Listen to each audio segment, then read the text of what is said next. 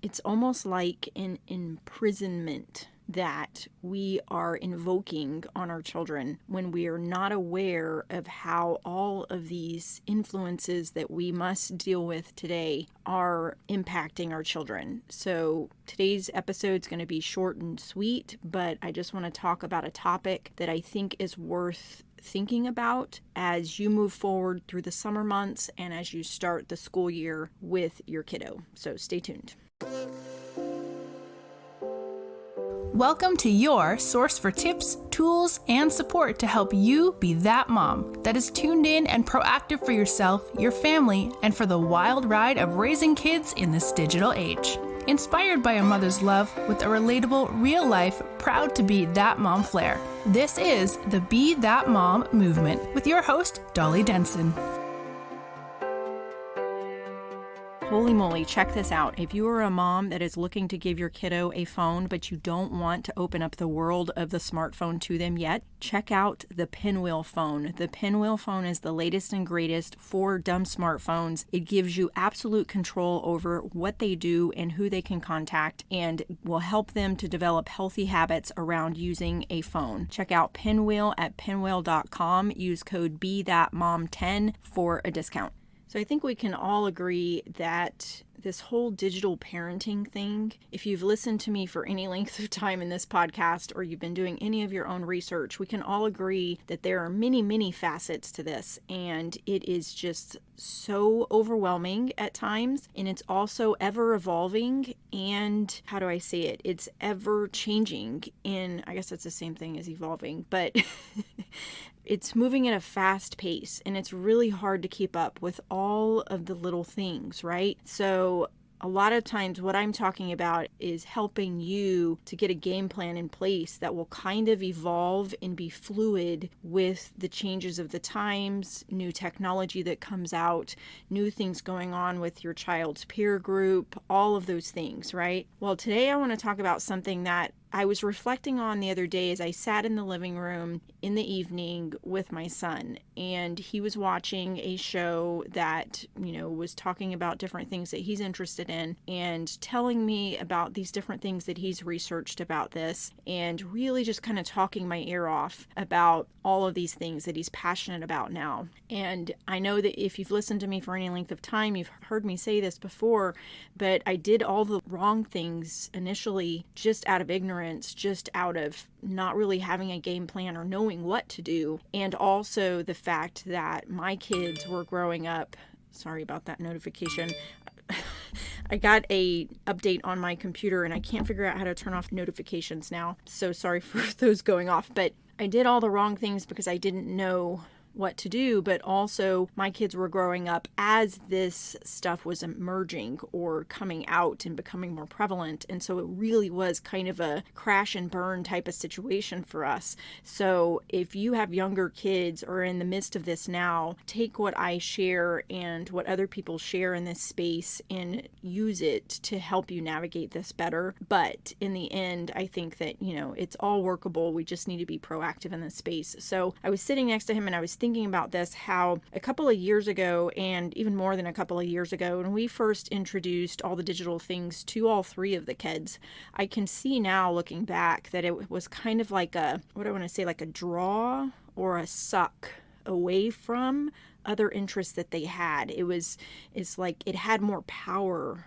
on their mind and their interests than other things that they were interested in life. And I didn't realize it at the time. It was just one of those things. It was like, we wanted to give them the gaming console and we wanted to give them the phone and to be able to reach us at any time and to be able to connect with their friends better. And it was fun. It was exciting. It was, my way of like feeling happy about giving them these things. It sounds ridiculous sometimes when I say that, but it was just how things were. And I didn't realize what was happening until much, much later. And I could see the trends over time of them drawing away from interest that they had as children in real life, tangible things in their lives to just do the digital things, and also to pull away from regular communication, conversation with family and friends because it was easier to connect through the digital things.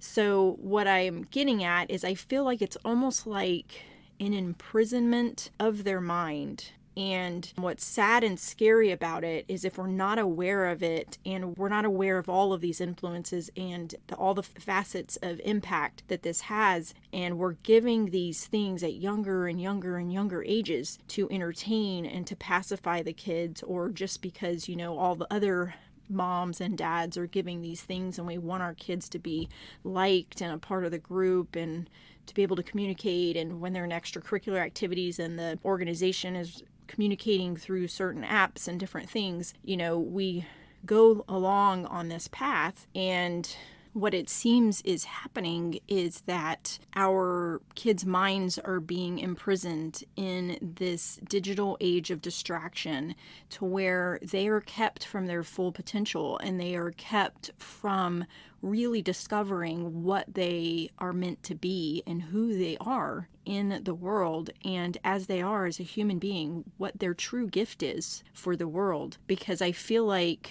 what it seems like is happening is that the digital things distract them so much that they don't do the normal childhood discovery things. They aren't allowed to be bored like they need to be in order to ignite that creativity and discovery that children are meant to have and to do and to explore. And so as we have devices at younger and younger ages to entertain them, while this doesn't have to be a completely bad thing, I think there needs to be a raised awareness that this is a pull and a time suck that they often cannot resist and they're going to be drawn to just naturally. So what I want to say is that we need to make a stand for our children, for the future they're meant to have. And this may be kind of a redundant message of some of the things that I've said in other recent episodes, but it's just never been more prevalent to me, I've never realized this to the extent that I do right now while witnessing my own children go through a rediscovery of things that I allowed them to be disconnected from just because I did not know, I was not aware that this sort of thing could have such a draw, and also that these digital things were replacing the normal childhood things. So when they are given these things at younger and younger ages, and it's almost like it stunts their mental development and their exploration of life, and to helping them discover what they want to do with the world, what gift they want to offer the world, what they're interested in for their profession and things such as that. So I think, to wrap this up, what I'm trying to say is that we need to have boundaries and guidance around using the digital things. Be aware that there is an impact anytime that you give the device, and that it can be replacing normal childhood things. And I think our ultimate goal needs to be that we get them to a point of maturity and development that they realize that there are amazing things in the world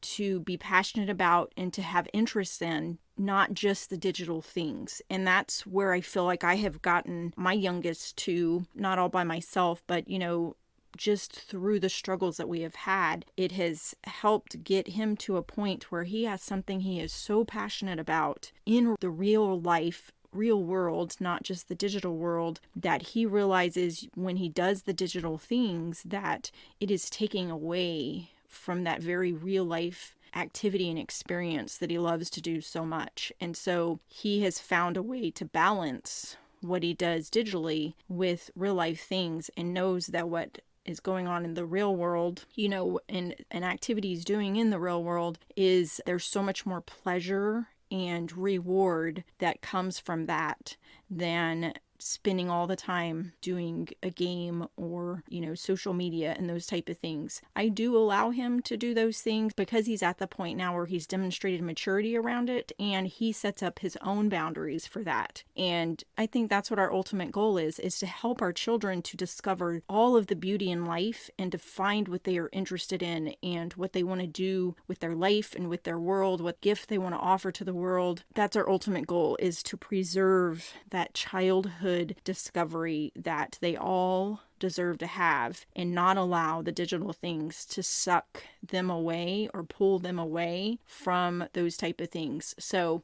ultimately, that's going to come down to us providing guidance, being proactive, and taking a stand for our children in the name of childhood development and discovery. So I hope you'll join me with that this summer by not allowing them to have complete free reign of all the digital things without some form of game plan. So if you need a game plan, go back a few episodes. I did an episode about that. It's been really, really popular, has had a lot of listens. And if you do a search, I'm sure you can find some other people that are in this space that also have similar things that they offer for that in terms of having a game plan for the summer. And in the next month or so, I'm going to have some episodes coming out that are going to be some different perspectives to kind of help you as we move into the school year and, wrestle that whole thing around the digital things and them going to school.